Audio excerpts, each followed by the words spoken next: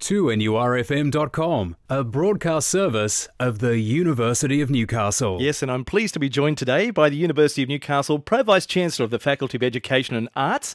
We've got Professor John Germov with us this morning, and a good morning to you, John. Thank you and welcome along. Good morning, great to be here. We're finding out a little bit about your department, the Faculty of Education and Arts at the University of Newcastle. Tell us what you do there. Okay, well, I'm the head of the Faculty of Education and Arts, if you like. I'm the manager, or in the old terms, it's the old dean, or executive dean. Now we have fancier titles, Pro-Vice-Chancellor.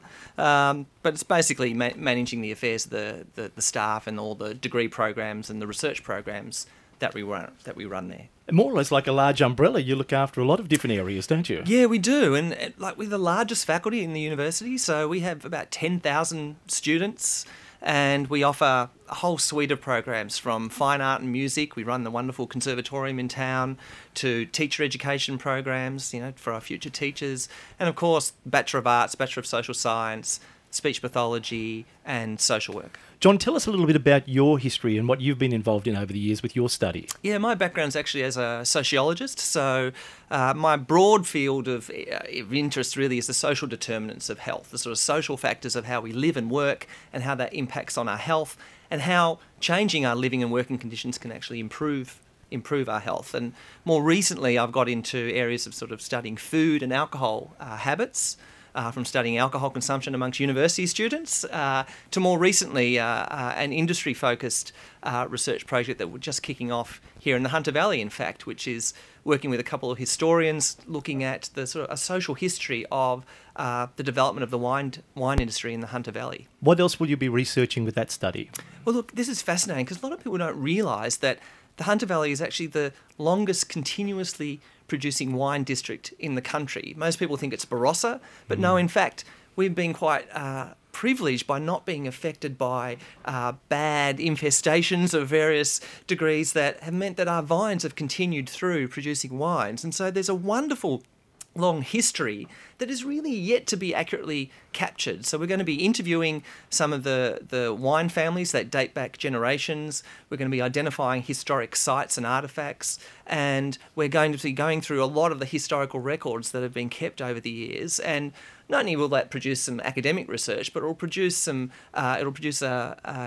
display and exhibition at the Newcastle Museum, who's one of our partners, and also we're working in tandem with the Hunter Valley Wine and Tourism Association, and that will also result in a sort of heritage trail throughout the Hunter Valley, which will give you sort of snippets of its history amongst all the vineyards, which we're really looking forward to. Who else will be assisting you with this study, John? Well, I'm working really in concert with a couple of wonderful historians, Dr. Julie McIntyre, who's a research academic at this very university, and Dr. David Dunstan, who's associated with Monash University.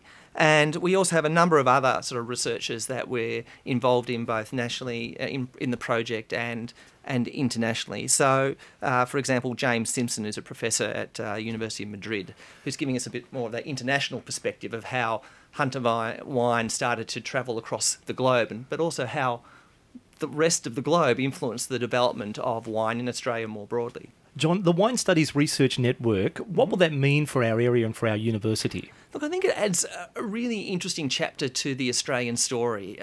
The wine sector is growing at such a phenomenal rate that, you know, we started as a beer and perhaps rum drinking nation, and we are progressively moving towards an increasingly wine drinking nation. And it's interesting both from an industry and a community perspective to capture that as part of our history and why some of those changes are occurring. So we're really looking forward to getting to know the stories and to tell those stories and really expose them to a wider audience. So keen to find out this information that we've got some funding for this, for Vines, Wines and Identity, the Hunter Valley, New South Wales and Changing Australian Taste study. Yes, that's the actual name of the study, and it's funded by the Australian Research Council, and it's what's called a linkage grant, where it involves industry. So it involves partners like the Newcastle Museum, but also the Hunter Valley Wine and Tourism Association, and also some wine legends like well-known Brian McGuigan, and also Jay Tulloch and Phil Ryan have been really strong supporters and contributors to the project.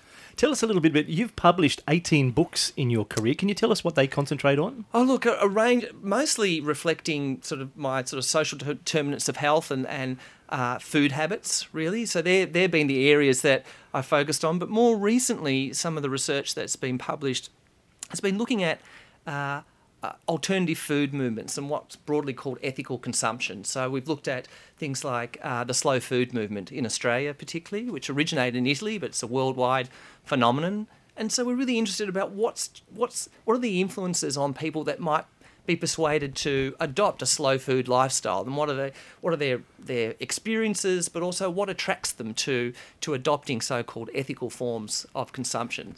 John, do you think your research and study into wine in our area could lead to another book for you? Definitely. There'll definitely be a book published from the research with all of the people who are working on it, co-authoring. And look, it's fascinating. You never know what you're going to discover when you enter into these fields. And when we were engaging in preliminary discussions about this project with our colleagues in the actual wine industry, we had a meeting at one of the estates, and we noticed a couple of really great black and white photographs on the wall, and we said, they're quite striking photographs, and it turns out they were taken by the well-known photographer Max Dupin, the Sunbay and so on. And so and behold, there were literally dozens of these photographs, and we ended up holding an exhibition of these photographs, never before seen, and it's toured around the regions. And they'll also feature in the book, but they're also up on our Wine Studies Network website. So if people are interested at all in this research, if you just Google Wine Studies Research Network, it literally comes up as one of the first one or two hits. But if you go to the University of Newcastle website, just type wine studies and you'll get there as well. You can join up to an email list. We send out regular newsletters. We also put up our latest research, and any artefacts we come across, we try to digitise and put them up on the website.